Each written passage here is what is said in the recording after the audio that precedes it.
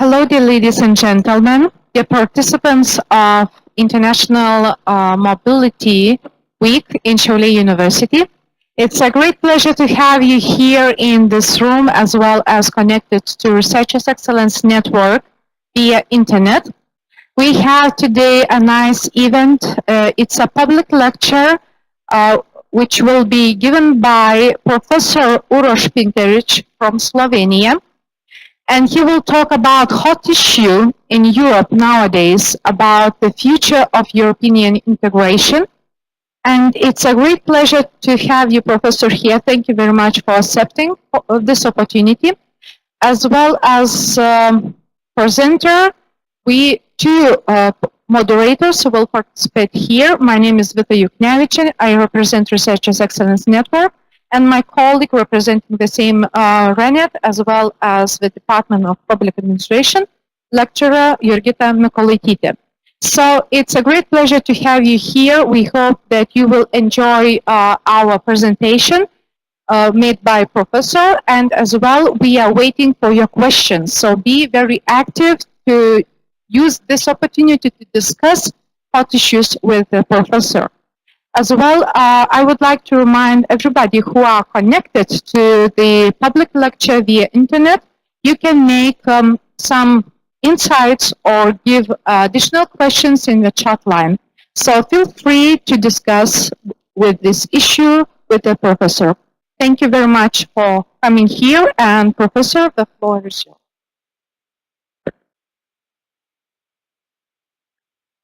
First of all, good afternoon to everybody. Thank you for the invitation. The second thing that I should somehow probably expose is it's very nice to hear so many times being a professor, but the real thing is that I'm thankful to my friends, in fact, to be here, to get the invitation and to have the opportunity to speak in front of you as well as in front of the audience, which is obviously somewhere in the global perspective via the satellites around the world. Yeah. As it was mentioned, future of the European Union is kind of hot topic. Question is what really happened, when it happened, why it happened, and what's going to be next. In the time which is somehow assigned for my speech, let's say, I will try to address a couple of issues which are emerging recently in the field of understanding the future of the European Union, maybe a bit more from the critical perspective, maybe from the perspective of what is usually somehow overlooked. And I would say that since we are here with rather young audience, what is pretty much important for you as well. Because to be honest, not that everybody else or maybe even me, that I'm kind of old, not really, but in fact, we are getting to the generation which is currently responsible for the state of the European Union. And the question is first what we will give to you in the perspective of, let's say, next generation.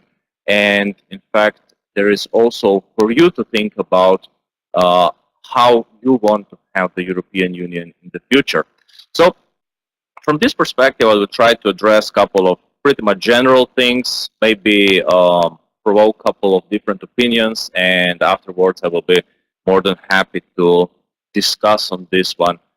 From the perspective of, let's say, decent social sciences, imagining that we have pretty much different, let's say, mind frames through which we can understand the European Union. So is there a right path? Is there a wrong path? Not really. It's just, you know, trying to find the proper compromise. The reason or the starting point of this presentation should be somehow what happened at the end of March 2017. White paper on the future of the European Union was released. Yeah? So European Union, or better European Commission, released the document how we should see, or what are the possible ways how to see the European Union in the perspective of next, what's this, 8 years approximately, so it goes up to 2025. This is spread through two different financial frames. One is ending it in 2020, and obviously the next one will, if the things are going with the current steps, in 2027. But overall, this new, let's say, strategic paper is covering the period of two different financial perspectives, which might be important.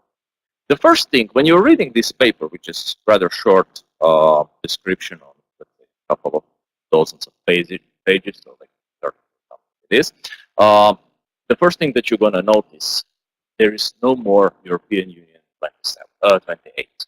It's returned back to 27. So first fact that we can establish from this white paper is Great Britain is out. That's the fact with which European Union is calculating, and it won't change. For instance, yesterday, Angela Merkel, Prime Minister, Chancellor of Germany, announced that Great Britain is still indebted to European Union financially. We are still having unclear situation what's going to be. The time frame for actual exit of Great Britain right now is set to up to 2 years, which brings us to 2019, 2020, when it's going to actually happen. In the meantime, European Union is already pointing out there is no more 28 right now, there is 27. It might happen 28 by including some other countries. Will this happen in this time perspective? I would be very optimistic if I say yes. There are countries which are trying to enter the European Union, obviously, as soon as possible. But from the perspective of the negotiation processes, this is pretty much unlikely that it's going to happen before the actual exit of Great Britain. The next thing, which is important, or which you can read from this paper, is that when thinking about the future of the European Union, it's very clear that those who were preparing this white paper are strongly aware that European Union is divided by different elements or agencies which are strongly influencing what's going to happen. Yeah? From the national politics, from the economic disparities, from the social security issues, and so on. On the other hand, there is important element which is visible. European Union was the element of peace building in Europe. One thing which goes through the whole history of Europe is question of war and peace. And European Union in the recent centuries is the element of stability for 70 years without any kind of interstate conflict which would be escalating over manageable at the green table. Yeah? So I'm sorry. This is very important perspective. What European Union really is. It's the provider of the peace. Yeah. So from this perspective, when I'm going to do the detour towards different topics, and when I'm returning back, remember this one: European Union provides 70 peace. The next thing, which is in this white paper important, you can read it very much in detail. But if I need to put there just, let's say, a kind of presence or canvas for you, what is visible in the paper is that European Union in the world or in the global perspective became marginal player. If it was important, maybe in 1980s, in 1990s, especially after the economic crisis of 2008, European Union in the world perspective is completely unimportant in many aspects. It might have the 500 million of population, more or less. It might have pretty much vivid economy, sure. But what is the influence in the global perspective? Based on data which are provided by this very same white paper, the world population of European Union from the beginning of 20th century, let's say from 1900, yeah, so from beginning of 20th century to 2015, dropped from 25% of the world population to 6%. So this 500 million people, which sound enormous amount of people within the single country, so or single system, it's becoming less and less important. And on the other hand, which should be taken into the consideration, the countries which are taking over the total of world population are single countries. Here we are talking about the Union with certain cultural, political, and so on differences. Yeah? The next thing, European Union. I made a small recalculation of the data which you can access in the paper, so I was still including the Great Britain in this one. But from 2004 to 2015, the European Union perspective, with Great Britain included, is dropping, world GDP perspective of European Union is dropping from 31%, which is almost 1/3, to 1/4 of total world GDP. Next, in the same time period, China got their GDP from 5% of world total to 15% of world total. So economically, in this sense, one single country raised for 10%, while on the other hand, obviously, the system of the countries which are built on the economic perspective of what happened after the Second World War. Yeah, so remembering the history of development of European Union, what you have the atomic contract, yeah, so atomic energy contract. Then you have the steel and coal community, and then you have the bit later this economic community. Something which was obviously built in 1950s to boost the economy of the region, Europe as a region, in last 10 years or in last 15 years, failed miserably. Yeah? So in this perspective, European Union sure is losing its importance. Should it be that much harsh? Probably not. On the other hand, euro from the introduction to today obviously gained importance as a currency in the world perspective. It's second biggest currency after the United States dollar. But in the same time perspective, what happened?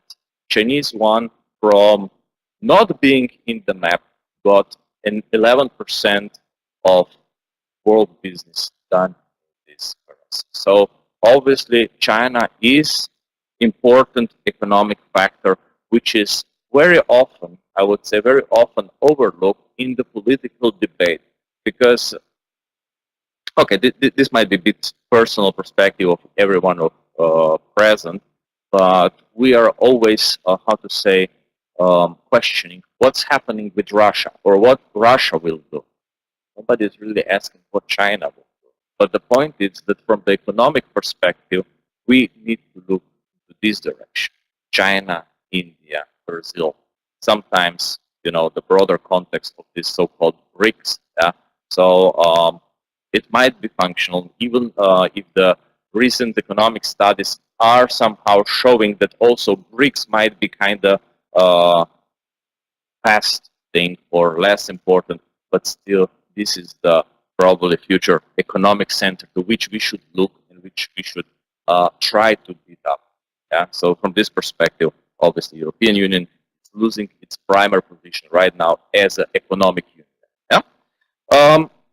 The next thing, since I already mentioned Russia, the next thing is prediction in this white paper. What's going to happen with the military expense? Yeah, because we are kind of connecting from the perspective Russia question of military. Yes or no, I'm not going to judge right now this one, but from the military expenses perspective, the next decade, it's expected that United States will double its military expenses, staying the strongest military power in the financial perspective. The second one won't be Russia. The third one won't be Russia. Russia will be only the fourth one in this perspective, with, I think, the 10 times smaller budget than the United States. After the United States, you have the military budgets of China, India.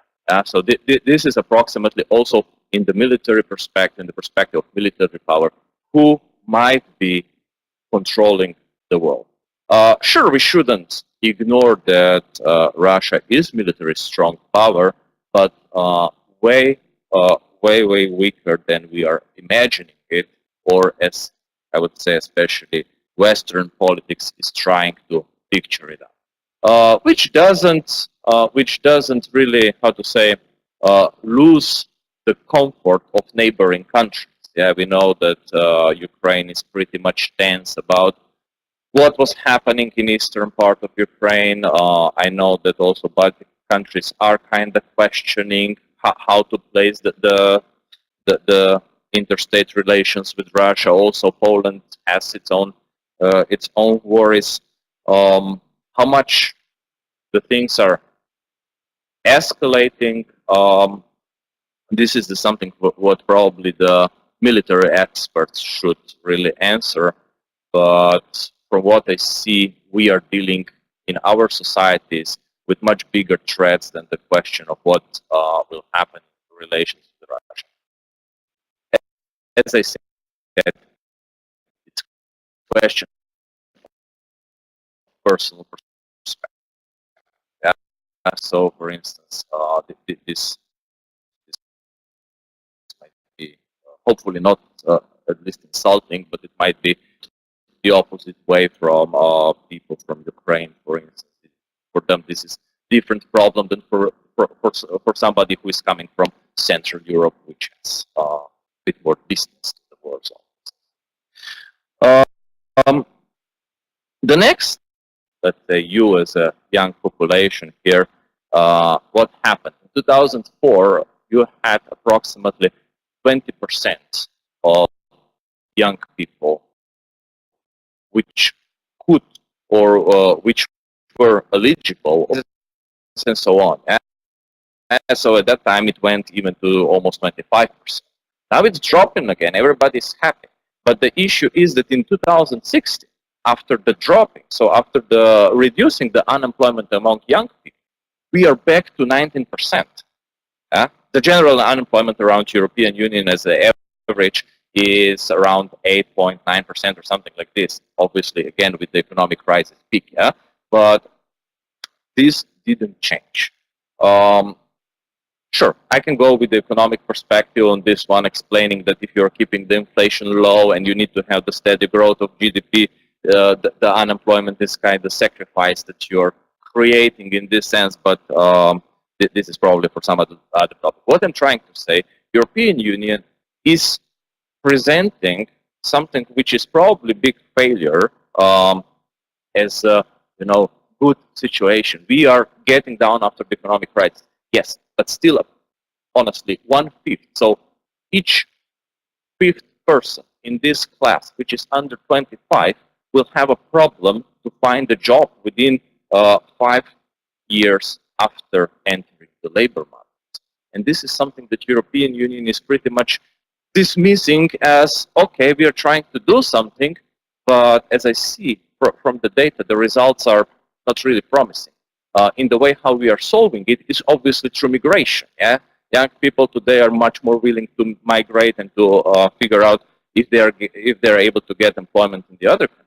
Yeah, but still, overall, when you take the average of the European Union, the situation is not improving, because if, for instance, somebody, let's say, from the country which is economically less demanding, Eastern Europe, more or less, somebody is willing to work for much less, but this means that guys from the Western Europe will have higher unemployment rates among themselves. Yeah, so the average stays pretty much there. It's just the question who gets the job, but the level of job availability stays pretty much the same.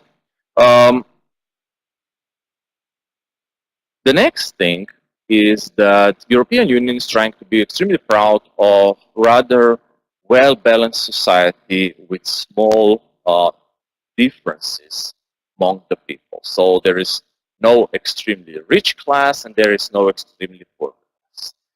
If we go through these statistics, measure with the Gini coefficient, which is around 20, it should go to 0 if there should be absolute equality. Yeah?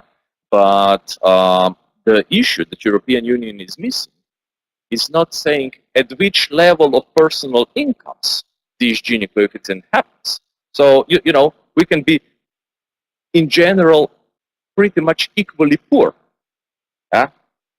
And this is something that I would say that many of our societies are doing very well, which means that also those guys who are doing rather well are not doing as good as they could. And on the other hand, those who are, let's say, in the economically undesired situation are pretty much just living with little bit less, which is just enough, to be considered to be poor.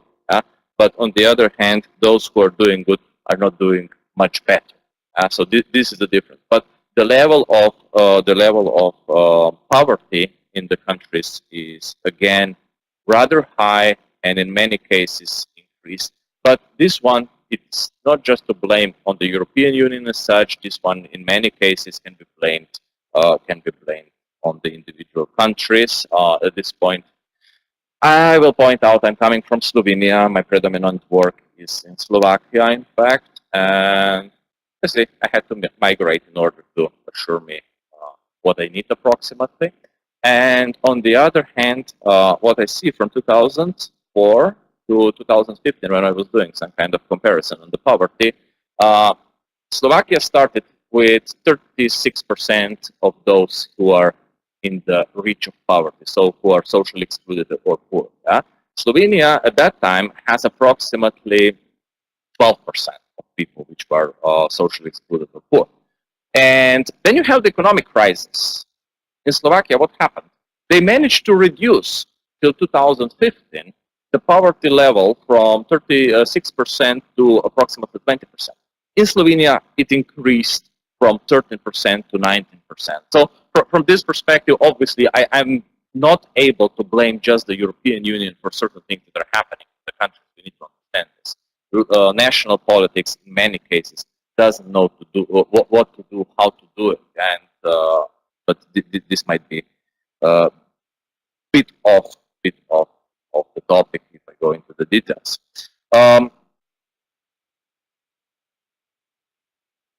The next things, which are now slowly moving for a while, just to comment on this white paper, but this is something which is not really present in this way inside.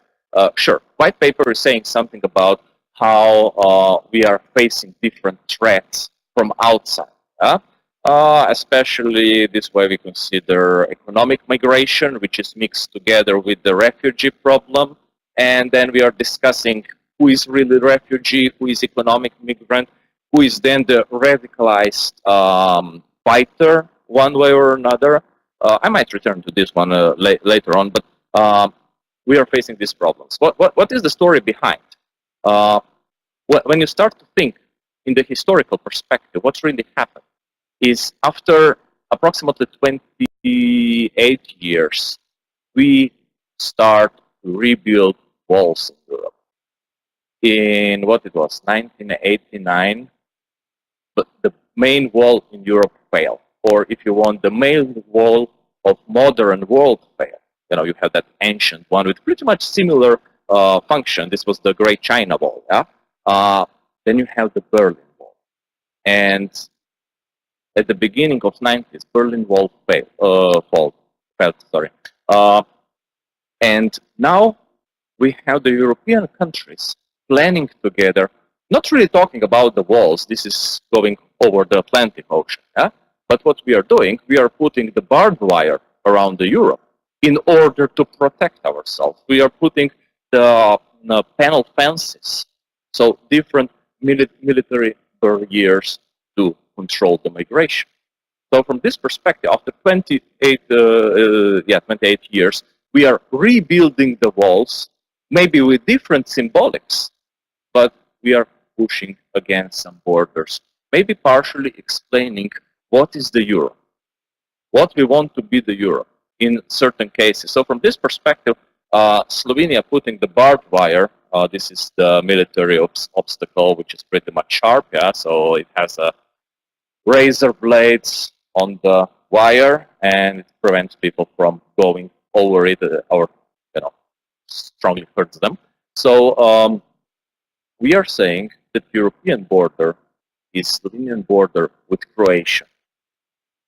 Maybe because we are in Schengen, maybe because something else, but there is the border of Europe.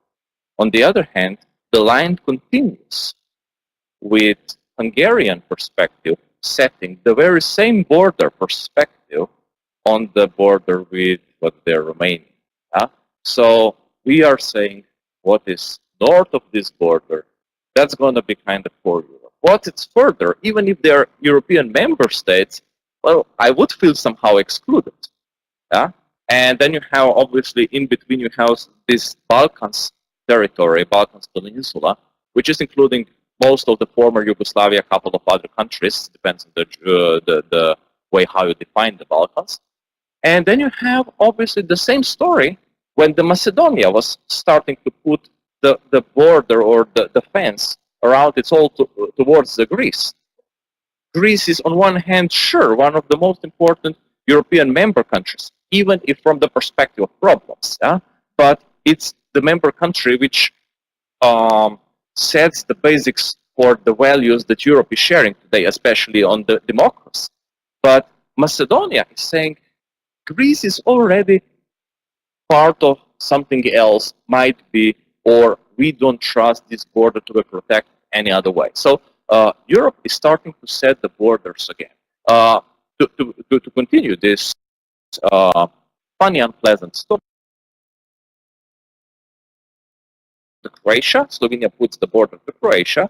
Then you have this small country, and Austria put the barbed wire and the panel fences also on the border with Slovenia.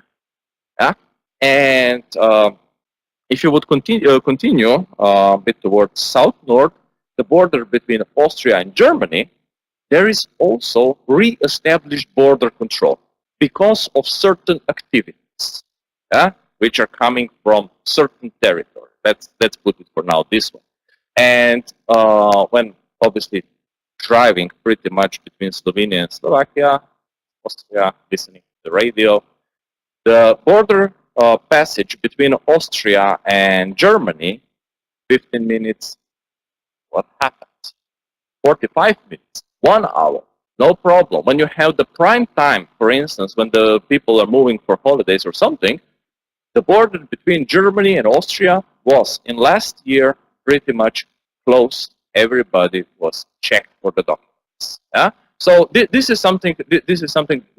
What's happening between Munich in Germany and Salzburg in Austria. So something completely within the core of Europe, to say so.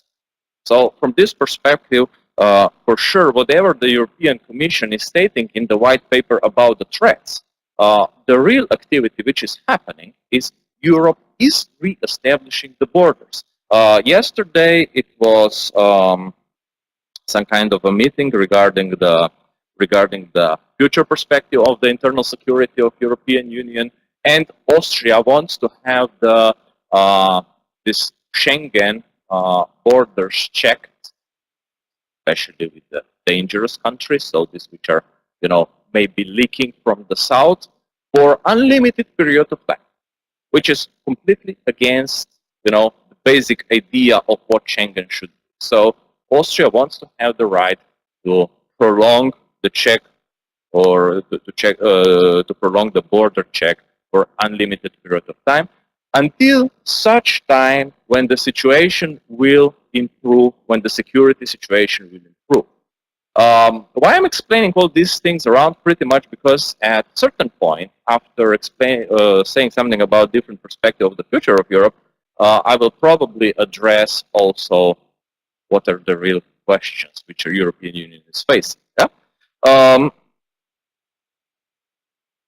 Now, getting slowly to the second point is based on what I mentioned. This is a couple of stories around, explaining a couple of things, and explaining what is really the, let's say, the frame which this white paper set for the future of Europe. Based on this, there is 5 different scenarios. Maybe some of you are familiar with them. Maybe this is something that it's completely new story for you. So European Union, or better European Commission, said that based on what we had, what I described in the first part, we are pretty much facing 5 different opportunities. First one is obviously carrying on. Nothing big changes. The European Union excludes the Great Britain, and we are trying to continue the way we are doing. So slowly improving different policies in more singular way of thinking, from single defense policy, single foreign policy, and so on. This is something that Europe was dreaming already from a long time ago, and it's continuing. Yeah, this is something which will go further on, but in this carrying on scenario, it's done very slowly, not really talking about any kind of federation, but obviously ties among the countries should be slowly strengthened. The second option is pretty much, how to say, the opposite one, or pretty much singling out the most important part of the European Union, returning the situation back to 1951. This is called single market.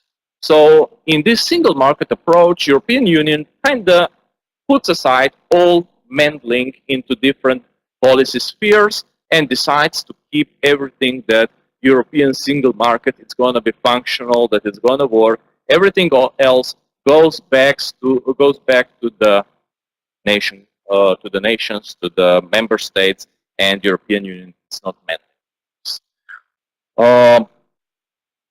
This shows what is the most important from the perspective when things are failing. Single market is the stuff that everybody in the European Union somehow agrees that this is what we were established for.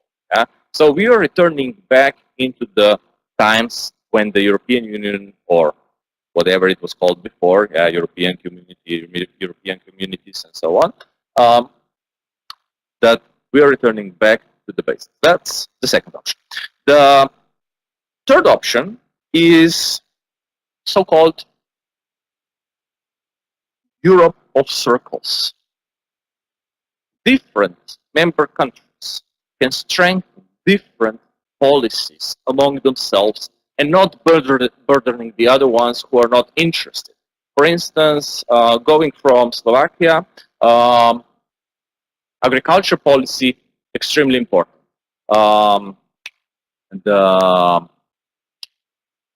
Seafood production, I think maritime policy, not really important because they don't have access to the sea. So from this perspective, it's not important to them. Slovakia decides we go into the circle which is dealing with the agriculture. We are not going to the maritime question. Slovenia, because of different also geostrategical perspectives, with its 47 kilometers of the coast, we go for the maritime. Agriculture, not really, because our agriculture is not that much important. Yeah, and obviously those who go with the agriculture will have to deal with Poland, for instance, with France, with Germany. Those who are dealing with the maritime issues, Italy, Spain. Okay, Great Britain is out. Yeah, and they need to deal, obviously, how to shape the relations with Norway, which is outside on one hand, and it's strongly influencing the European maritime policy, and Iceland. Yeah, so this is different perspectives. Then you have what's this fourth option. What European Union can do is that they decide they do meddle into the smaller set of policies, not just single market, not certain circles what somebody wants, but European Union as a whole decides that sure, economic policy is important, agriculture policy is important, security policy might be important, foreign affairs policy might be important, but they are kind of sick of common educational policy, for instance, or trying to establish some kind of a common social framework or something like this. They decide this is not important, we stop playing with this, but we keep the core elements which are of interest of whole Europe, and they do much more in this field. They strengthen the ties in these particular fields, and everything else is kind of set aside. The fifth and final scenario is option for doing to do within the European frame much more in more fields. So doing much more together. So trying really to establish federation. That's the final option. I believe that you understand what what would be behind the idea of federation. You can pretty much see it in the case of United States of America. That's the model which we are trying to go after one way or another. It means that we need to get proper European government, which will be a bit less, how to say, fair in the way than current European Commission is. You know, European Commission, at least one commissioner from each country, different fields, try to rotate the people a bit and so on. But when you have the real government, well, you took the people that you're able to work with. The presidential, the president of European Commission, it's really becomes kind of prime minister who has different competencies. Yeah, this changes. European Parliament should get, in this case, different role.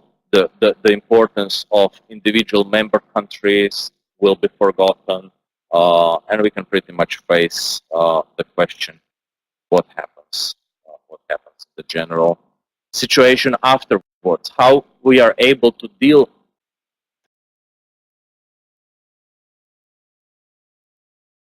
States of America and European Union. We are not really the middle. Europe as such is keeping the national identities. So the question is if we are able to tolerate that there will be no representative in European Parliament from Lithuania, for instance, from Slovenia, from Slovakia, from lots of small countries which right now have a couple of members of the parliament, and they feel like represented. They have a feeling that they can say something and that they can fight for the national interest within the Europe. But when you have the federation, this political perspective might change. I'm not saying that this is what's going to happen. I'm saying that there is a possibility, yeah? Especially because we should be aware of, let's say, this real foreign policy perspective, or a realistic foreign policy perspective, where still the size of the country, availability of different sources plays a role. Yeah, so this is the issue which we might face. So what is with these 5 scenarios? For those of you who are a bit more interested into the European Union, or for those of you who just by fact of being a couple of years older, we saw the same logic 50 years ago. European Union was setting very same options. Europe a la carte, Europe of circles, yeah, strengthening the ties, which was called the difference between widening, which was including new member states, versus deepening of the European Union, which is strengthening the ties among the countries which are already in the Union. So from this perspective, the options which European Union is offering as perspective, at least to 2025, and possibly for also continuation, there is nothing new in 15 years. The world situation changes. We went through, huge security changes in the, let's say, world perspective. We went through huge economic changes or shifts in the world perspective. And in all this, the answer of the European Commission is exactly the same like 15 years ago, when we were questioning if we should spread the European Union first in 1995 with what it was, Finland, Sweden, and Austria, and then in 2004 with this big group of Central Europe plus some other countries. So the answers which are provided are exactly the same. So from this perspective, the question is if European Union really did anything in this sense. What really happened in Europe in this perspective or in this time frame is that predominantly the face of violence changed, because everybody right now is probably kind of asking what's with the security issues. The face of violence changed. If 20 years ago the main threat into the European countries was internal separatist violence, for instance in Ireland, in Spain, also in Italy, a bit earlier in the time, yeah.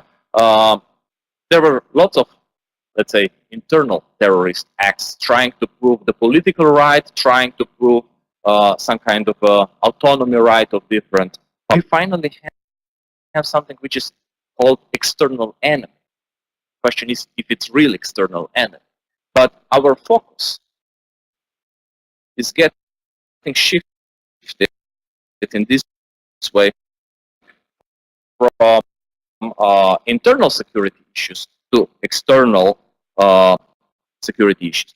The second thing, which really changed in these 15 years from the European perspective, European Union became responsible for much more, or for many more different things that are happening in Lithuania, in Slovenia, in Croatia, whatever country which is member of the European Union. So if in 1995, European Union was participating in decision making within member states at that time, to a certain degree, today this is 60–70% more strong or stronger in this perspective, which means that European Union, if something, should become only more accountable to the member states with common European policies, in the sense that it needs to provide frame which serves all the countries. Yeah, these are two biggest changes which really happen, and just from the perspective, what kind of responsibility European Union has in the sense of its basic principles regarding the protection of democracy, cultural diversity, and so on and so on. The very sad, funny story is happening right now, for instance, over a couple of years in Hungary, but maybe what is going on nowadays, it shows how far European Union forgot its basic role in this. Sure, this is the case of Hungary. I hope that nobody is going to be too much judging me on this one, but anyway, Juncker was calling Orban a couple of times publicly dictator, yeah? And it was considered very interesting political element in the sense of political communication and understanding how to navigate different people in the international relations. But in Hungary, Orban was acting against the humanity. In the case of 2015, when the big migration wave came through Hungary, there is lots of, let's say, video evidences, lots of cases, lots of talking, how the people were treated. Against all the perspective of protecting basic human rights, like, for instance, personal dignity, to start with very basic. Yeah? Nothing really happens. Orban sets the fence on its border. Nothing really happened. He got some border. Yeah? So this was pretty much the story. Orban was, in the pretty much same period, changing the media legislation, making sure that freedom of speech was tolerated but not provided. Yeah? So if there is a chance that somebody would be a bit too much critical in the wrong sense, do you remember this story? I remember it from some other times. Yeah? It's something which goes really with the strict dictatorship regimes. What Europe did? Pretty much nothing. Orban changed the legislation in the sense, the national legislation in the sense of providing the political rights at the local level. What Europe did? Nothing. Despite lots of small political groups were excluded from the possibility to compete for the political positions, which is the basic principle of democracy. And then, when in these days Orban accepts the law which should ban by certain rules, one of the universities, major international university from the Hungary, which is established by American capital, Within 2 months, Orban finds himself in front of the European Court from yesterday on. He has, I think, 1 month or 2 in order to change the situation, or he will be in front of the European Court. Sure, it's probably right from the perspective, but the story which is behind is how it's possible that when it comes to human life, when it comes to basic political freedoms, Europe froze. When it comes to some, in fact, pretty much economic interests of Western capital, European Union acts pretty much fast. So this is the question: what is really European Union about, and what kind of things they need to solve? And from this perspective, in the sense that I slowly conclude, obviously, I would like just to mention a couple of things that I believe that European Union should address, regardless of which form it's going to take in the future, but assuming that it's going to be still the union of at least 27 countries. So what should we really put attention to? What should we really care about in this perspective? First, European Union should finally make awareness among the member states that multiculturalism is not just nice scientific word for having different people in your country, but it needs certain level of acceptance from both sides. Yeah? So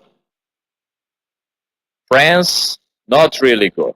But on the other hand, for sure, certain religious traditions in the Europe, which are coming not from the European territory, could be loosened up a bit as well. Yeah? So this is issue which comes from both sides, but for sure Europe has its own fair share of failure accepting differences among the people. The second part is think or rethinking the economic perspectives of the population of 500 million people, which are obviously living in this territory, in the situation of post-job society. So if you're kind of interested into the social perspective of development, you know, you have this pre-modern society, modern society, kind of industrial society, then we go through information society, and we skip knowledge society because this one never really happened to us, just on the paper, into the post-job society. This is the time when approximately over 50% of people won't have job. Yeah? What we're going to do in this situation? Who's going to be earning money? In which way? How are we going to assure our basic living conditions? This is something that classical capitalist perspective has no answer so far. It might figure out something. Obviously, I might sound very dramatic right now in this sense, but I'm not saying that there should be some kind of big revolution of economic idea or economic perspective, but we should start to think about this. And European Union is taking the responsibility right now for 500,000 people because it prevents the nation states in many cases to provide their own citizens in the manner they could if European Union wouldn't be meddling into the economic policies also of the state, if it wouldn't be meddling in some other policies, preventing people to, in many cases, to execute their own economic initiative. For instance, European Union order in Slovakia killing thousands of cows, which might provide, you know, milk for certain population, which might develop this industry, because somebody bigger has different interests. The European Union said Slovakia cannot have so many cows in this perspective. They need to get rid of them. State is trying to figure out how to create the state company to protect these animals and to do something with this business. European Union says this is interfering with free economy, and ordering killing of thousands of animals which can provide some living conditions for people is not. Yep. European Union needs to find the answers to this kind of things. And the last point that I might make it this perspective, obviously it's clear that the world situation changed significantly over last decade and a half, 2 decades. And European Union, in the first place, right now, should answer the question how to keep what European Union is proud of. And this is returning me to this point because at the beginning kind of mentioning how to keep the peace. Probably not only in Europe, among the European countries, even if this might be difficult at a certain point, but also in the world perspective, because as it looks like now, we are counting of sanity of 2 people, which might cause that all the world will be for the 3rd time in history brought together into the violent manner. Just because 2 guys have access to wrong tools and not enough mental capacities to do the things in the green room, to negotiate the conditions how to work. I'm not saying it's going to happen, but this risk is pretty much big, and I would say that the role of the European Union in this perspective is the crucial one. So whatever is happening around here, also around Lithuania, I know that certain organizations are strengthening the forces in this part of the world for whatever intelligence reasons they have. They might have it, but from the perspective of what we know from the recent history, the country which is so willingly participating in supporting the military presence in the region, a couple of times fabricated information about chemical weapons in certain countries, like, you know, Iraq 2003. There is a huge danger of chemical attack, and I don't know what. The war is over. The guys pretty much lost in the financial sense, in the sense of human lives. They changed the regime that they established in 60s and 70s, and then they figure out, oh, yeah, there was not really anything going on. So from this perspective, the most important part of the Europe or European Union at this point is to be actor of the peace in the region as well as the world perspective. So from this perspective, I was obviously trying to address a couple of things that are connected with this basic future of the European Union regarding the white paper, regarding the scenarios till 2025. And obviously I was trying to put this into some broader context, not really providing the answers, I would say, but maybe trying to raise some questions also among you to think about, especially if you're political scientists, maybe to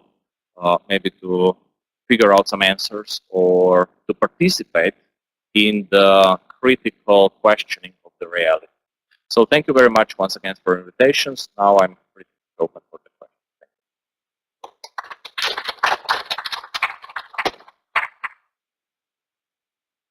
Thank you, Professor, for your insights. And now we are waiting for questions. Please just raise your hands, and I see.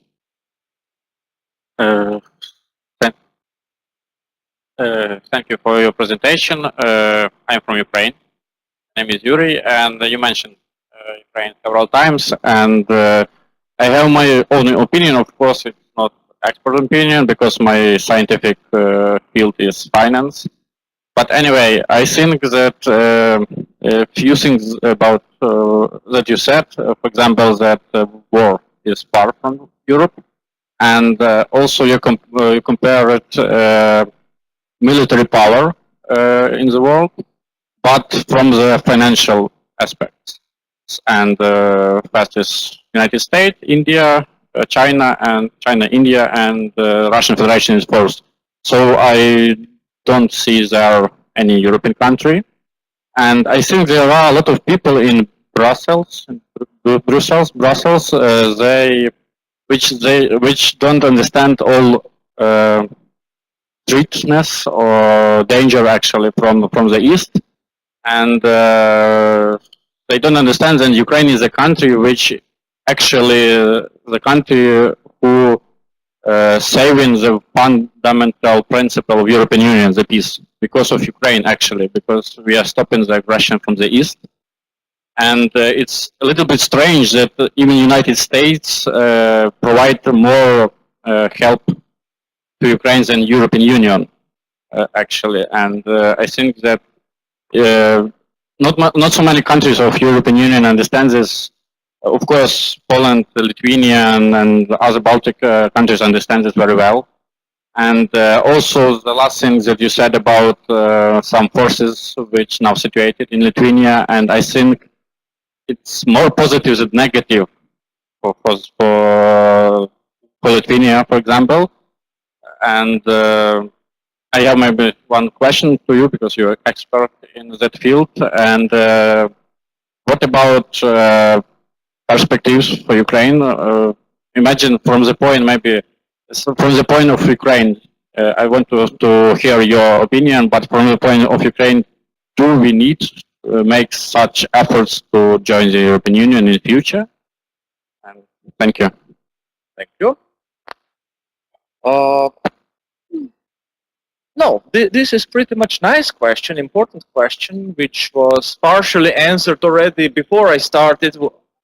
I expected that obviously there are different perspectives on the reality, and sure, from the perspective of country which was ripped apart between two nations in one way or another.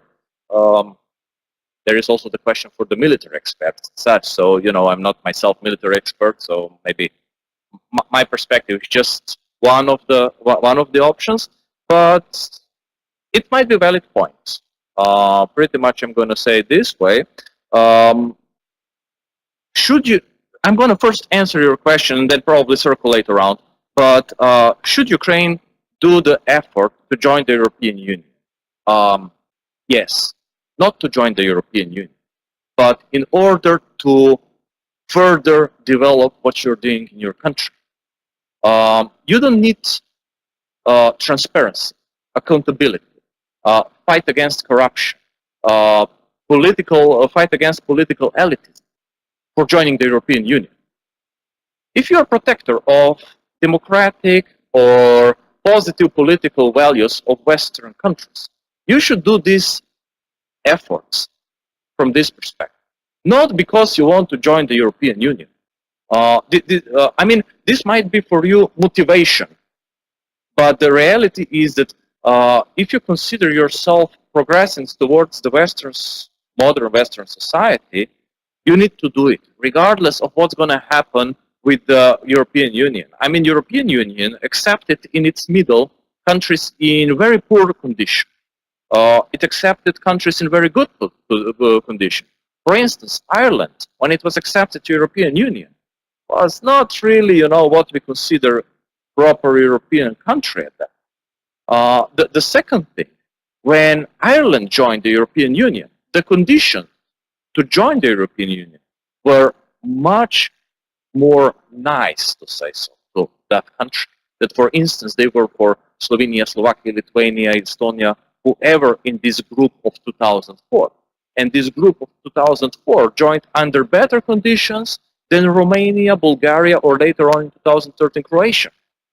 So, you know, European Union is pretty much playing with each next circle of enlargement more tough guy. For instance, Turkey is trying to enter European Union for decades, until I think it was last week, when the referendum happened and when Erdogan pretty much openly said, sorry guys, the things got too stupid for us, we are going our own way. Is this good for Europe or not? Even if they decided not to go to the European Union, as long as they would be, enhance the European values, that's okay. That should be okay for everybody. Yes, and you made the call in between. They are not. They changed the path backwards towards something where they were at the beginning of 20th century and before. So from this perspective, your question should be always answered positively but European Union can be just your motivation.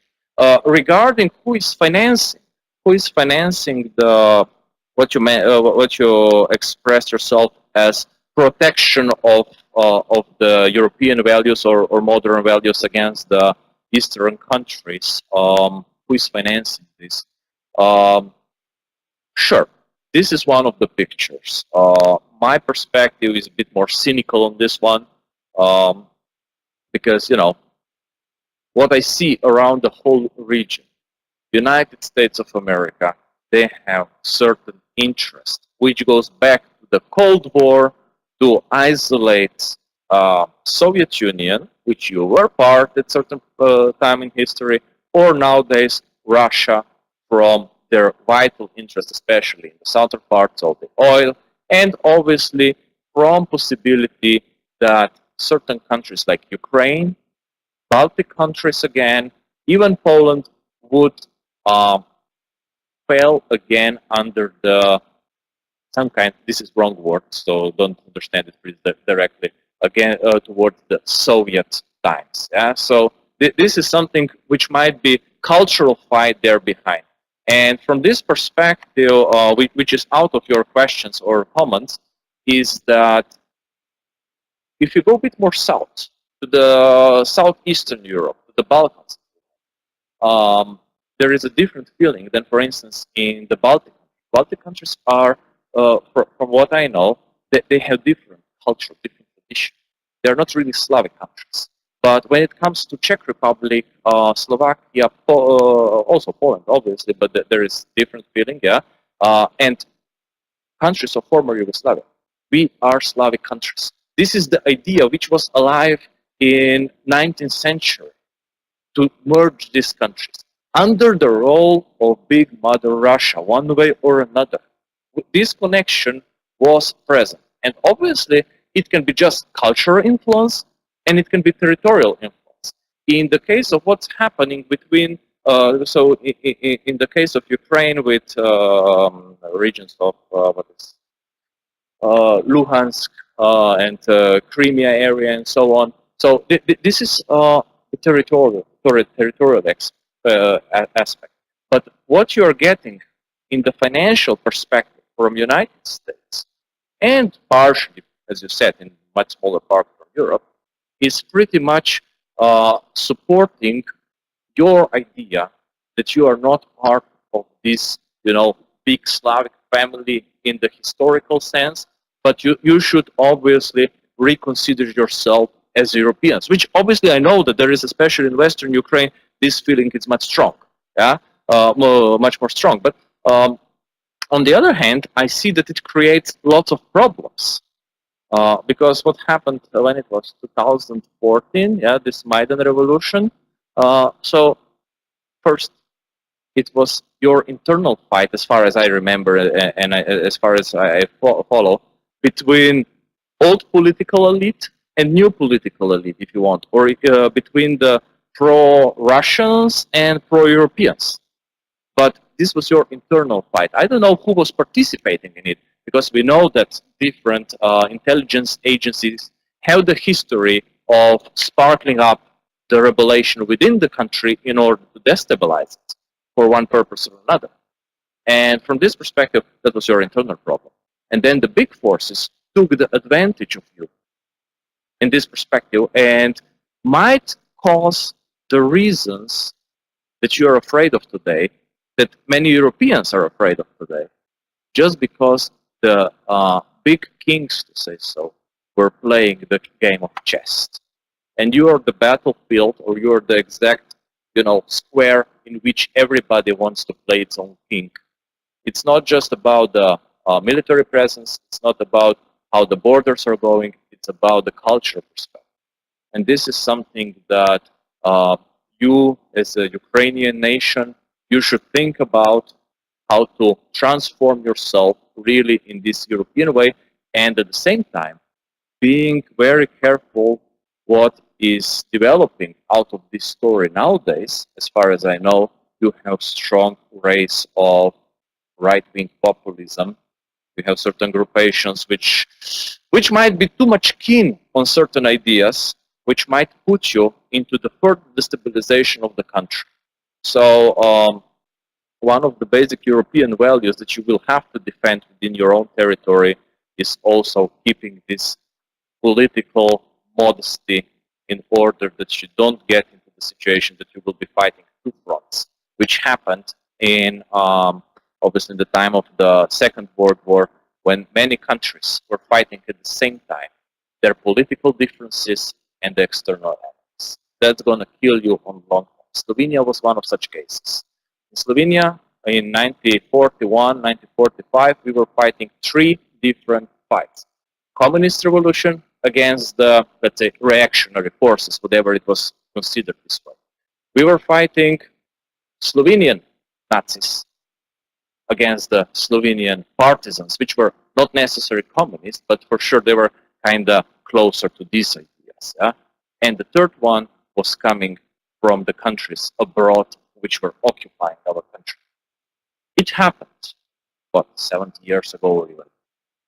Today, we are still fighting, at least in the words, in the hatred among the people, the very same fight.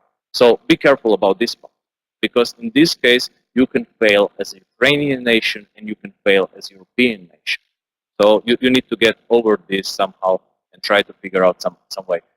Who's going to help you on this one? Because this is the part of your argument that European Union is not participating in this thing. I think that European Union not really, because it's very clear from Maastricht Treaty onwards, when the common European foreign policy was trying to be kind of established, that European Union is not able to lead the single policy, single foreign policy, which would set itself on one side, on the other side, or say how we're going to act.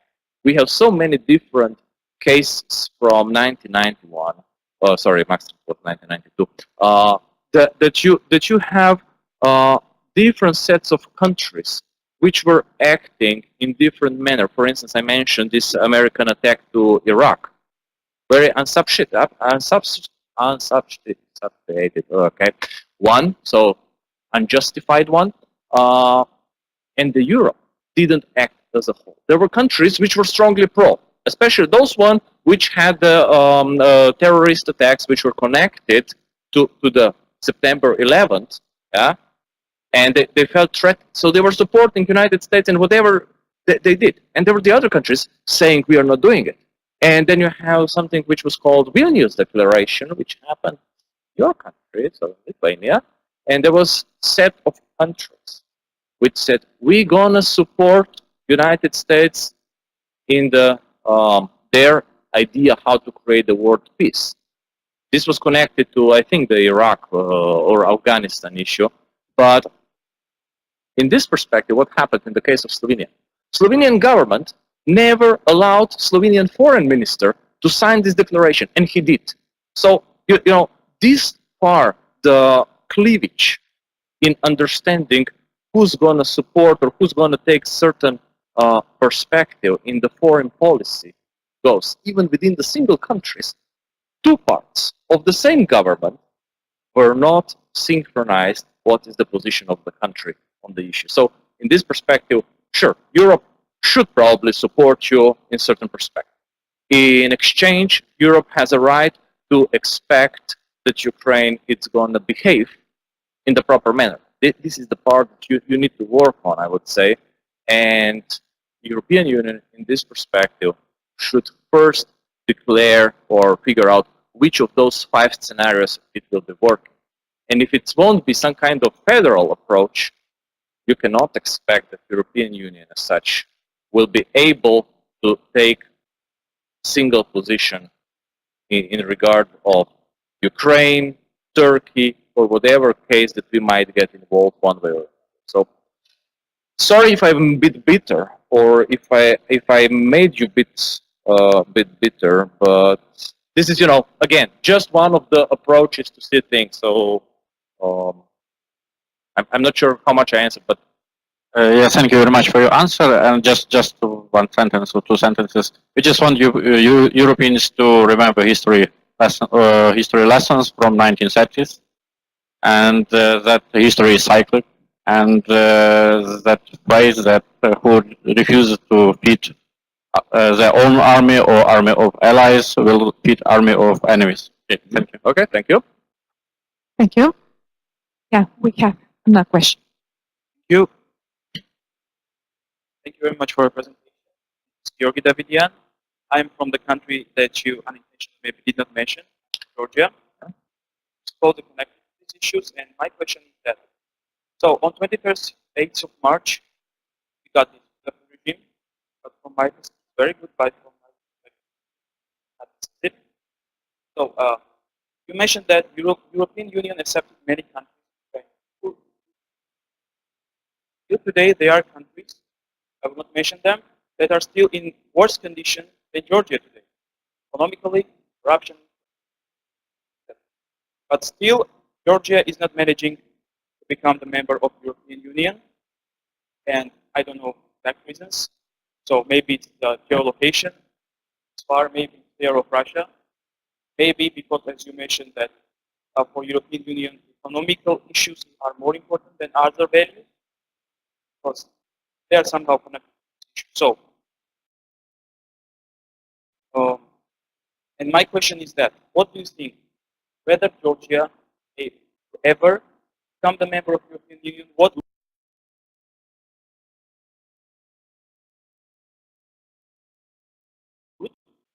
we are developing much better than some European countries who are now in the European Union. And you mentioned that Russia is on the first place, somehow by military, I don't know. Fourth, yeah. So, but despite this, we have Abkhazia occupied, we have South Ossetia in 2008 occupied, and 20% of Georgia occupied, and it's somehow frozen conflict. Everyone forgot about it because of Georgia.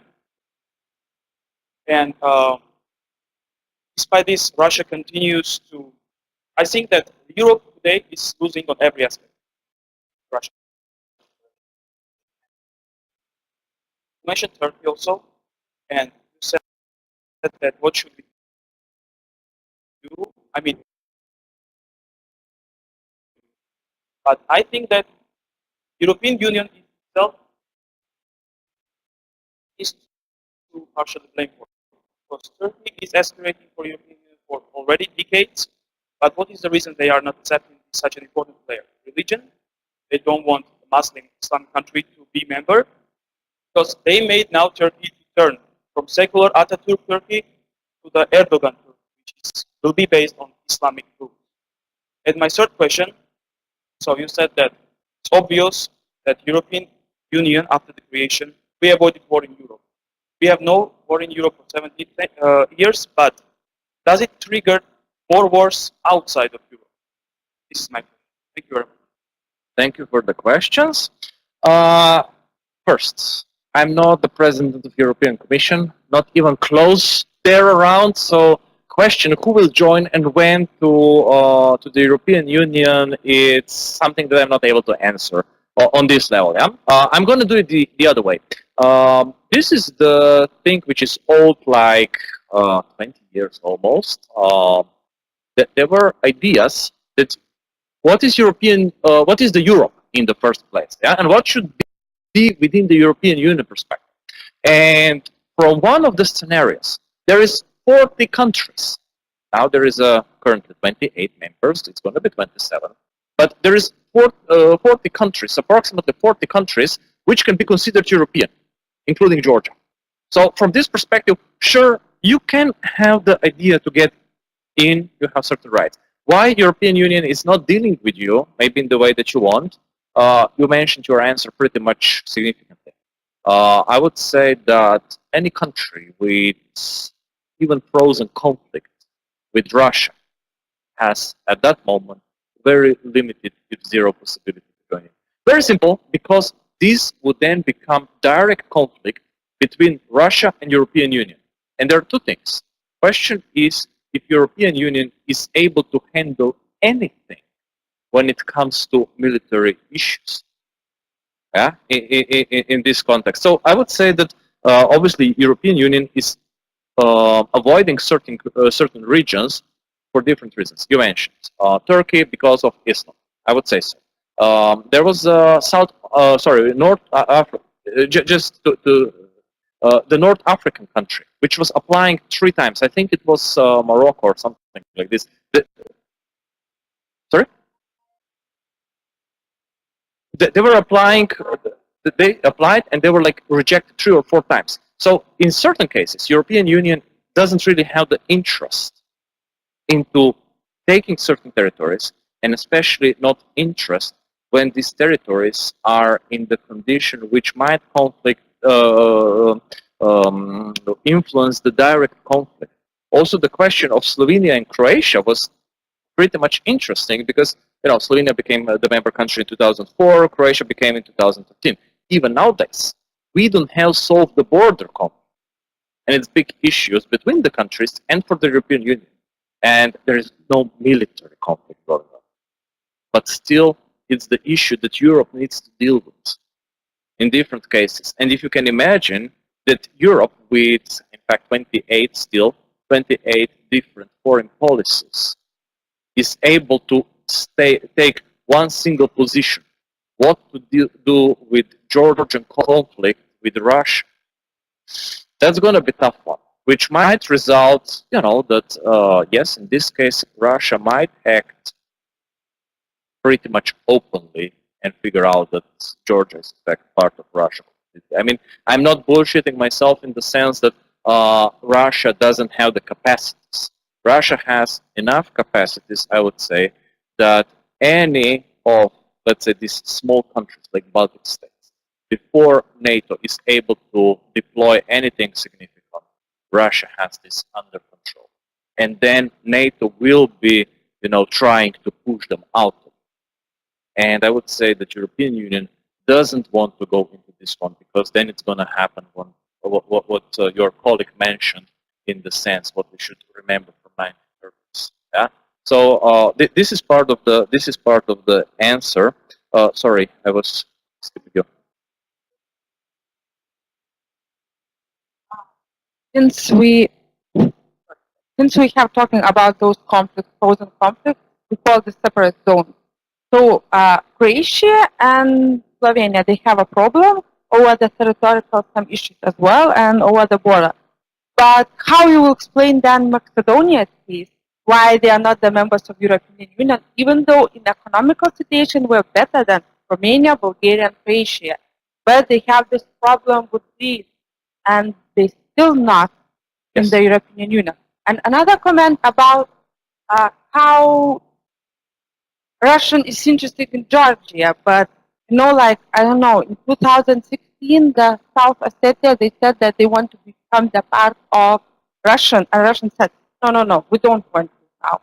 Yes, you have your own president, you have your own territory, and we are not claiming to have you back, like the part of Russian. So basically, this is the question. So maybe the Russian politics is more to make countries in European Union more fragmented and to have issues between each other without making any straight impact or any right actions, like fight each country. So basically now I really want to comment about what's happening in France. We have students from France as well.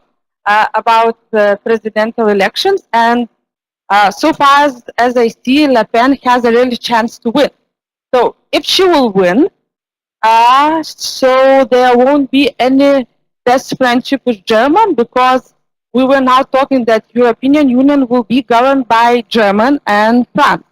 And if I'm good with Merkel, I am bad in pronouncing, will win, he said that European Union will be governed by France and Germany. And so far, Le Pen is thinking that we will rekind our policy with Russia. So how it will be working in European Union, continuing of those some kind of territorial conflict, and how the power relationships will be changed after what will happen in European Union. This is one of scenarios if Le Pen will win. What will happen? No Europe anymore? No European Union anymore? the science, at least the social sciences, should refrain from predicting. So at this point, nobody knows what will happen. Yeah? But for sure, we can include the scenarios which are going from complete disintegration of Europe. I'm going to kind of return to this one. I still didn't completely answer to the colleague there. The last thing is that how it's possible that the country which is in better condition than many other which are already member states of the Europe, so how it's possible that you're still not within the European Union. First, I'm going to say what I already mentioned, or what was my response to the, let's say, diplomatic issues. And the second thing, which is the question which I'm not really familiar with, what is the size of your economy? Because many of those countries which are doing worse than Georgia, they are pretty much big countries which might be used, you know, as a cheap labor force, one way or another. So European Union is taking certain advantage over this situation. The next thing which is connected to this is pretty much, as I said, is each next circle of enlargement. At the day of the enlargement itself, it's going to be more problematic. So if the Europe or European Union was keeping you out for so long, the demands will be higher and higher. Why? Because they can. In many cases, just because they can. Because the European Union still is a club of the countries. It's international organization. You can be invited, you can become a member, or they can deny you. Bless you. And from this perspective, this is part of the problem that all the countries which are trying to enter the European Union have. They never know what kind of, in many cases, stupid conditions they will set for you just to play with you, one way or another. I mean, it's it's not clear situation. This is okay. I'm pretty much sometime in academic world, and it's like how to get your titles. Yeah, how to get if you want to become the PhD. Yeah. You need to do certain things, but then depends on your supervisor how he will play with you, what you need to do, how you need to do, how many times you need to rewrite your PhD in the process. Not because you really should. In some cases, because the supervisor can. And this is pretty much the same situation. European Union can, and they are playing this for their own interest, from the perspective that they don't have really any interest in you, maybe just saying you are too far east geographically. In no other perspective, you might be a great country, but you are too far east, and that's the reason. But they are not willing to tell you this to the face, just like they were playing with Turkey long enough, as colleague mentioned, or it was you, I don't remember right now, but that Turkey, secular Ataturk's Turkey, become again redevelopment of something that we know from the history as the Ottoman Empire. And not just in the mental state, but also in other perspectives. So this is part of the story. Returning back to the next question, in fact, what's going on in the Europe itself? Why should be the problem if Le Pen wins? Because on the German side, you have this new front, which is also very strongly against European Union. They might cooperate among themselves very well and agree that European Union shouldn't exist anymore. I'm hopefully doing this here as a fun, as a joke, but many things are possible. And so far, there is a trust in French people, French citizens, that when it comes to the serious decision, they take the better option. But we trust in many guys, yeah. But also the perspective is, if the decision of Great Britain is so bad from the British perspective, why we should, British perspective might be completely different. We are part of the European Union losing the Great Britain. But their perspective, it's, okay, we are going out. And what's going to be the further development, nobody really knows. For sure, 50% of people plus something small were, let's go out, and another 49 plus something small were, let's stay in. Yeah, so it was close call. But what's going to happen in the end, nobody really knows. Also, the question, if Le Pen wins, what happens in France? Will France really go out of the European Union? It can happen, but it's not necessary. It might just shift the power position from what the other candidate was mentioning, Macron. Macron, okay. I'm bad with French, sorry, yeah. What he's saying in what you were mentioning, and if you read it in some perspective, he's saying we're going to bow to the Germany and their rule, and we're going to pretend that we are part of, you know, co-ruling coalition of the Europe. But Le Pen might say, okay, guys, so you have two options. You're gonna stop behaving like German supremacy, and we're gonna make this Europe like a joint project with United Kingdom out, with France and Germany together as equal partners. Sorry? What? I mean, Italy is founding member. It's historically important country, but I would say that Italian perspective in this story doesn't play a really serious role. It's the second circle. So if you go by power of decision making in Europe, you have pretty much this, let's say, bound between Germany and France, which is like really strong connection one way or another. Then you have the set of countries which are important, I would say, like Italy, Poland, Spain, maybe somebody else in this perspective. Who else would be there? But Portugal, maybe to a certain degree. If we go with Portugal, then obviously also Ireland, it's the same. And then you have really like these peripheral countries which are not playing any kind of significant role, like for instance, Slovenia, Slovakia, Czech Republic, also not really Baltic countries. They need to be heard, they are listening to them, but decision is shaped according to bigger ones. There is probably one exception to a certain degree. This is countries of Benelux, despite of their geographical smallness. They are core of the European Union, and in this perspective, they might have bigger say than their actual size, geographical size. Yeah, but from this perspective, maybe I'm not saying that this is good for culture perspective of Europe, but from the political perspective, Europe might become balanced if Le Pen wins, or Europe will fall apart. This is the scenario which pretty much we are always pushing aside. You know, there will always be European Union. There will always be before we're going to accept Macedonia, before we're going to accept Georgia, before we're going to accept Serbia or Montenegro or something like this. This is completely different issue, yeah. Then, but before something like this happens, there is also possibility that European Union won't exist.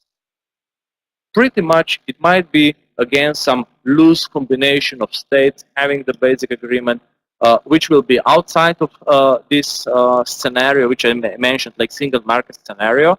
Sure, this one might stay, but it won't be European Union. Because when we are starting to put different policies aside, there is less and less of European Union. It's just a bunch of the states agreeing on basic principles with much more sovereignty to each one of them how to rule its own territory. They might still be friends, they might still work together, but the illusion of European Union falls apart, especially in the perspective of something that I didn't really mention, but it's extremely important. European common identity. So as long as we are, for instance, Lithuania, Slovenia, Slovaks, France, Germans, we don't have really the proper basics for European Union as such. Yeah? Because, for instance, what we are always kind of comparing with the United States of America. We have what? Americans. Sure, they might be Hispanic, they might be black, they might be I don't know what, but they are Americans. If you check the surveys regarding our feelings towards the European Union, the most population, we are still Lithuanians in Europe, we are Slovenians in Europe, we are not Europeans. And from this perspective, the project was maybe politically a bit too optimistic, and we need to get this realization. And as long as we are defending our historical fights, in fact, I'm going to use your history. Yeah? Lithuanian. As long as you have a beef, even nowadays, with Polish guys over the things which happened long time ago, it's very hard to believe that there is something that would be extremely European. Because this is the part of history which you are still carrying on, which you are still proud of, which you are afraid of, which you are angry with in different perspectives. And so long, you are not between Lithuanians and Polish guys. You are not Europeans. You are Lithuanians, you are Polish. Yeah? And from this perspective, when you get over this, when you become European, then we might think about these federal scenarios and really have strong European Union.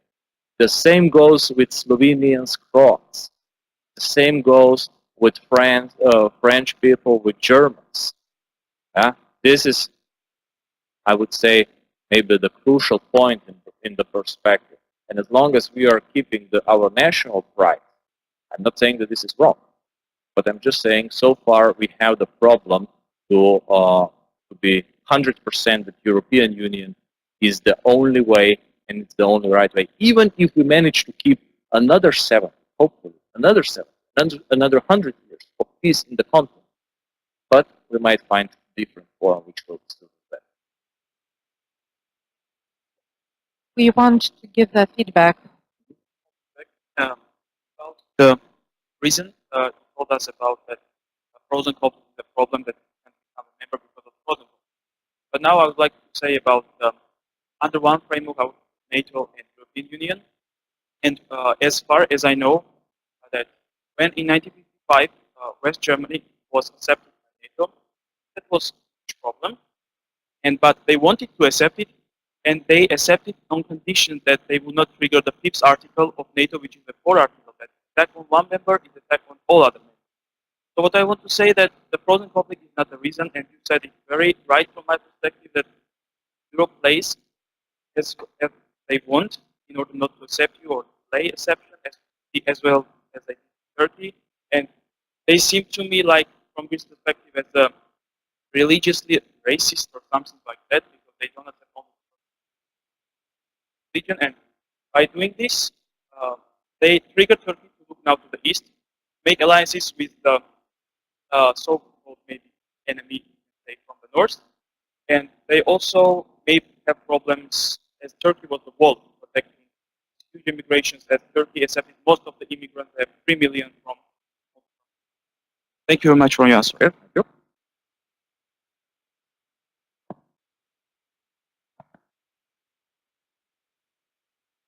Thanks for your presentation. I'm Chung Min-Lee from South Korea. And I studied the master degree of regional development and governance. And I've heard that the effect of a labor union in Slovenia, Slovakia,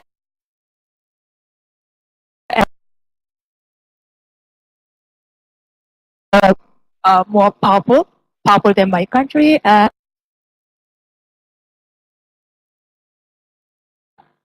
How does the labor union influence on the public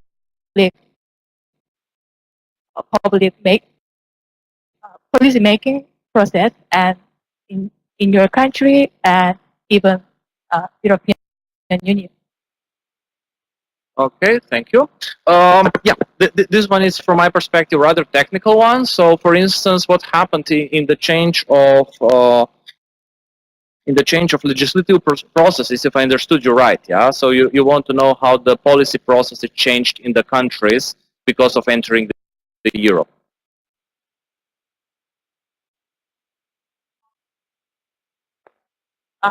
yeah, labor union, how to join the policy making decision.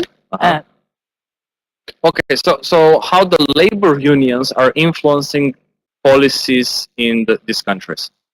Okay, the presence of labor unions in the countries like, especially I can talk about Slovenia in this case, they are shaping the policy processes with through the tripartite negotiations. So you know you have the government,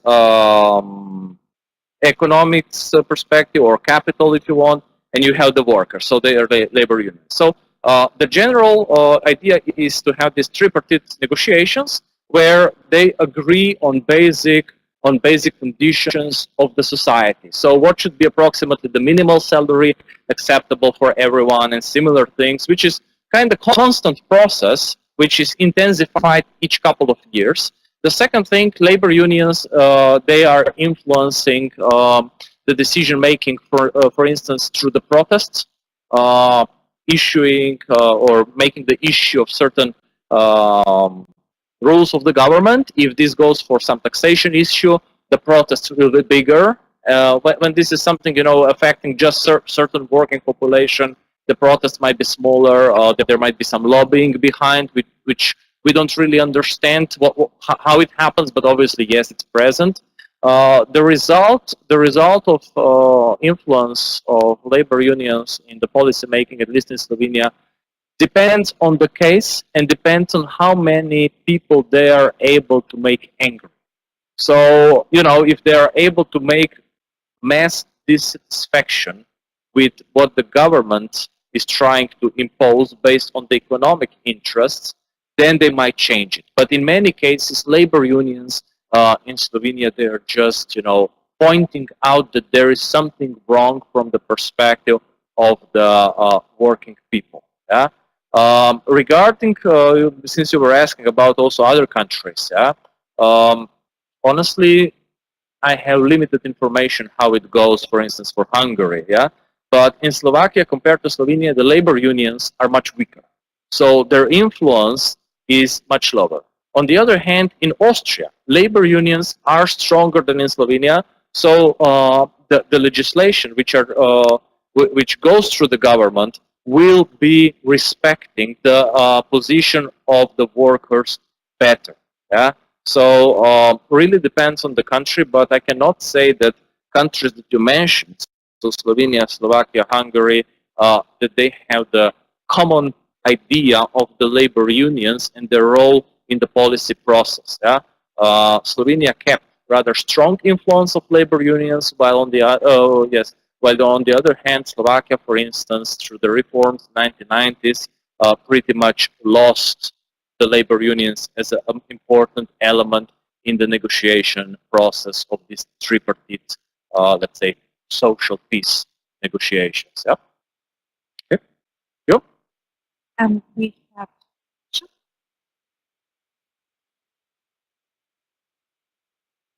First, I would like to thank for you for today's presentation. My question is, does European Union has foreign policy? Please can you explain? Thank you very much. Sorry? European Union has foreign policy, common foreign policy, according to the strategic documents, yes. So in Maastricht Treaty and Amsterdam Treaty and Treaty of Nice, a common European policy exists on paper.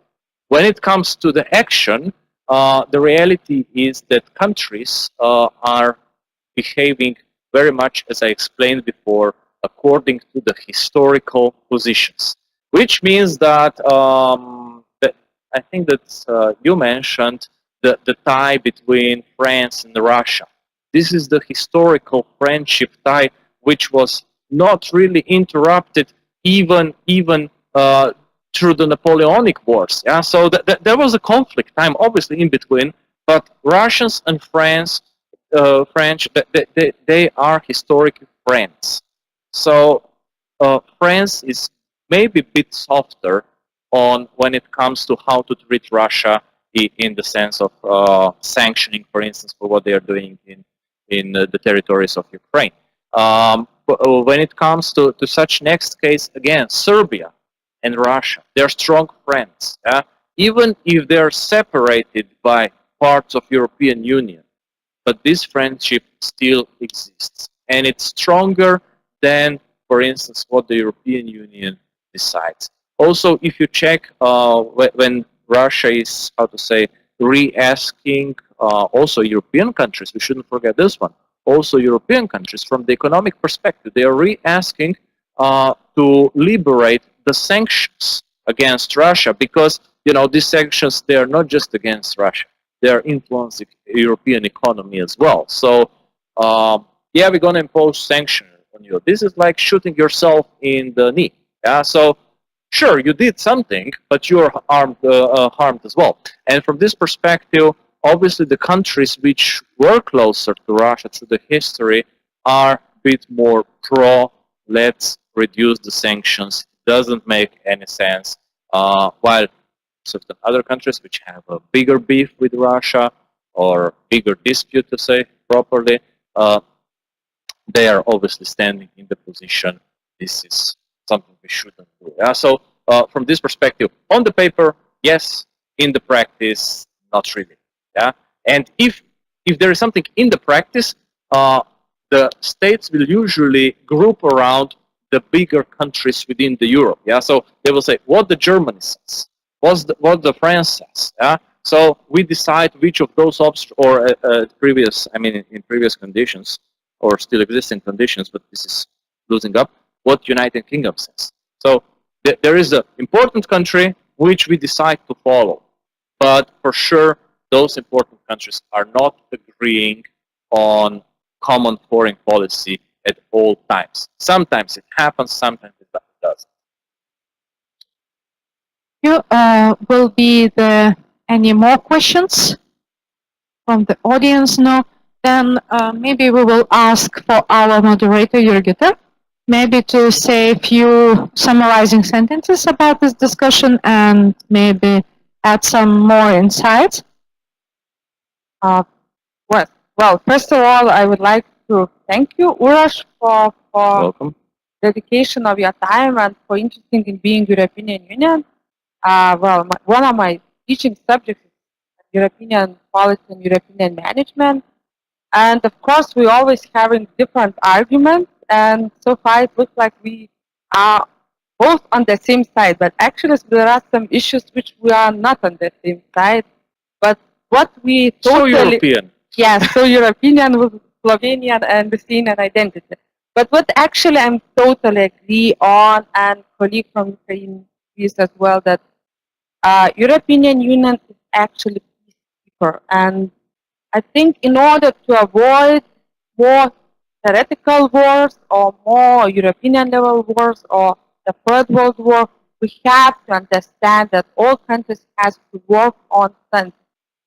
The issue about what you mentioned, identity, national identity, and you were like a little bit saying maybe we have to lose a little bit national identity, but so far we see in Europe that the trend is that we are not losing. All the parties in European Union countries are winning the main seat at the parliament, those who are in favor of nationalism.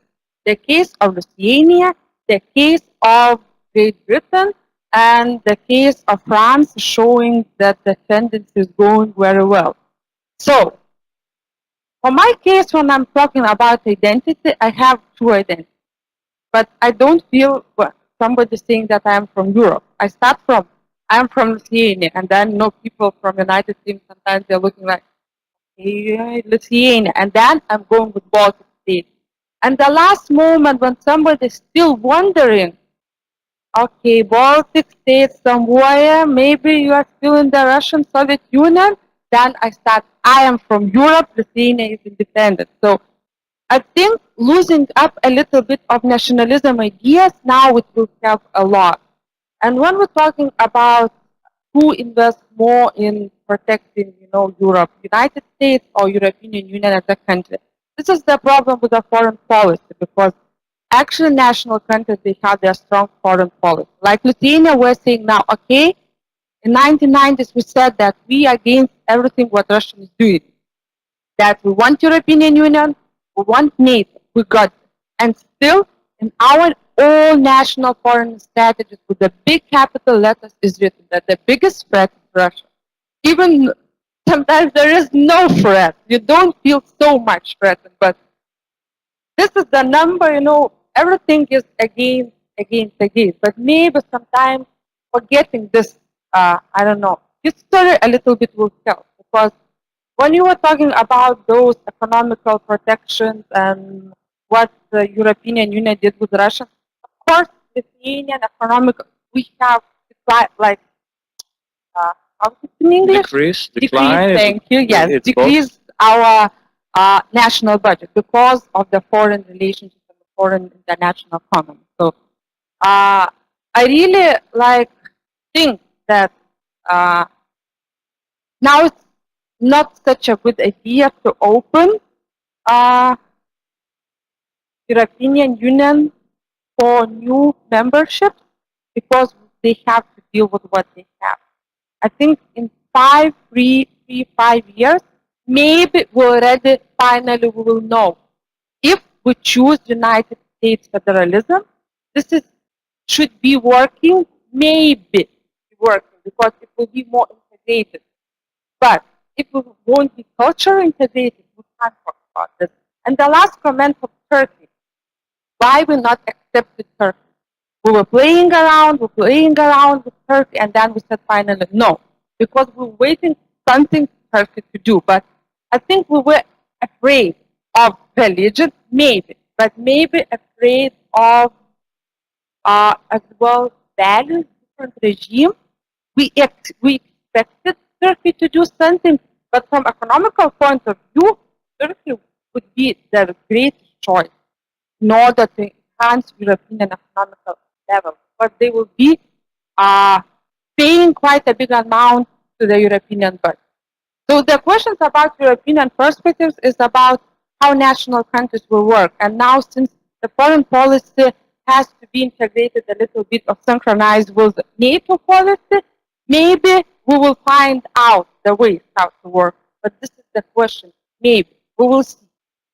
And about future, I don't know. I can't say, as Uroš mentioned, we are social scientists. We are not recognizing, but sometimes maybe we should do this. But I hope that we will have a keep the safety of European Union, because if somebody strongly will ask, do I want European Union? Yes. From personal position, yes, because it has done a great job with a higher educational system, because all we are from here, it has a job from my personal point of view. Meeting different values, integrating different cultures, and so on. But at the national level of countries, I think we got lost because we don't know what is European Union for us did actually.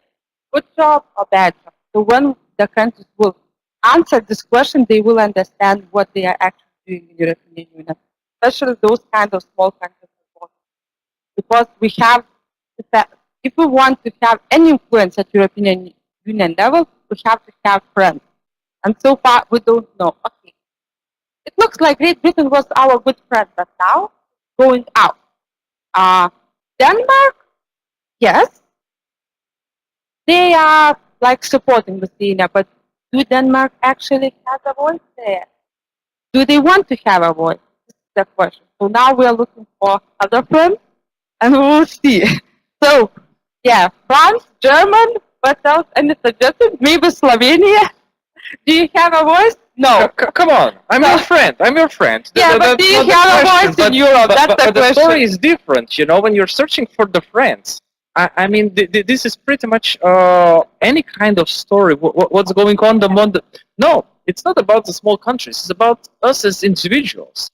There is something. There is always the state politics, which goes one way or another, and which plays with ordinary people a lot, regardless of what is the situation. But coming from the region that I am, my friends were killed in the Balkan War. And this is not just, the question if independence of Croatia, Bosnia, Serbia, whatever, was worthy of it. People were dying on the both sides. And from this perspective, sure, this is the language barrier because the things are in Serbo-Croatian. But when you talk to people, there is always šta će ljudi. So what we should do, we are people. So from this perspective, we can be Slovenians, Lithuanians, or so on. Our countries, at certain point, will require from us, maybe, hopefully not, that we shoot at each other. But on the personal level, it's always about people. There is sure always the certain share of people which are a bit overreacting to something. But for the majority of the population, there was never question in former Yugoslavia, are you Serbian? Are you Muslim? Are you, I don't know, you're my neighbor, I'm going to help you. Yeah? If I can, I'm going to help you. And this is pretty much also something that we need to understand in Europe. We need to understand in Europe in relation to Ukraine, in relation to Russia, in relation to Syria, Turkey. Politics will play their own games. But on the personal level, we shouldn't forget, and in this perspective, I might believe that regardless we have European Union or not, we're going to stay friends and we're going to make sure, that nothing too bad will happen. Fortunately, I'm wrong, because the state politics will always find a way to get over our bodies. That's the bad case. So I would like to thank the Professor Uroš for this nice, I would say, and very hot issues discussion. The lecture became a discussion, and I'm very thankful for very active participants for giving such insights or thoughts about European Union future, as well as the relation with neighbors. I think that for today, the question leaves still open. But we are the young generation, so maybe we will be available to solve our problems, to understand to which aim the European Union is going, and I wish peace for the world and the Europe, as in the contest of beauty. So thank you very much, Professor. Thank you, my colleagues, and for all participants here in the room and online to be the part of the Researchers Excellence Network. Even you are always welcome to be the part of this network as the members. And we hope to see you in the next RENET events. So thank you very much.